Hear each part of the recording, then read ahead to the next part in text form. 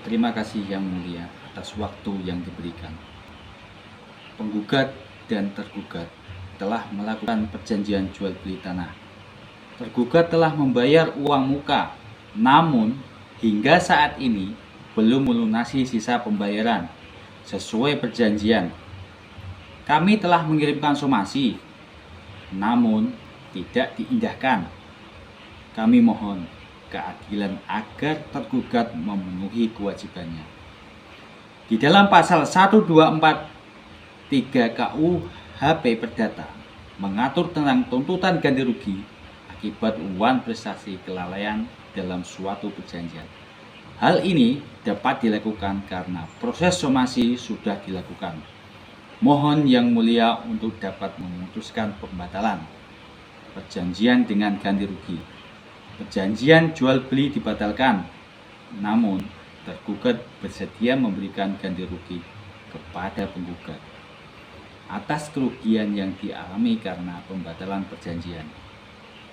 Besaran ganti rugi dapat mencakup potensi keuntungan yang hilang karena tanah tidak dapat dijual kepada pihak lain dengan biaya yang telah dikeluarkan penggugat. Yang pertama, kehilangan potensi keuntungan akibat wan prestasi tergugat. Penggugat kehilangan kesempatan untuk menjual tanah tersebut kepada pihak lain yang mungkin bersedia membayar dengan harga yang lebih tinggi atau melunasi pembayaran dengan lebih cepat. Yang kedua, nilai tanah menjadi tidak optimal. Penggugat tidak dapat memanfaatkan nilai tanah tersebut secara optimal karena terkait dengan perjanjian yang tidak dipenuhi oleh tergugat. Tanah tersebut menjadi terblokir dan tidak dapat digunakan untuk keperluan lain seperti investasi atau pengembangan properti lainnya. Yang ketiga, biaya-biaya yang telah dikeluarkan penggugat mengeluarkan biaya-biaya yang terkait dengan transaksi jual beli ini seperti biaya notaris, biaya pemasaran, atau biaya lainnya. Biaya ini menjadi sia-sia karena perjanjian tidak dapat diselesaikan akibat wan prestasi tergugat. Kemudian yang keempat, waktu dan energi yang terbuang. Penggugat telah meluangkan waktu dan energi untuk mengurus transaksi jual beli ini, termasuk negosiasi, pembuatan perjanjian, dan pengiriman somasi. Semua itu memerlukan waktu.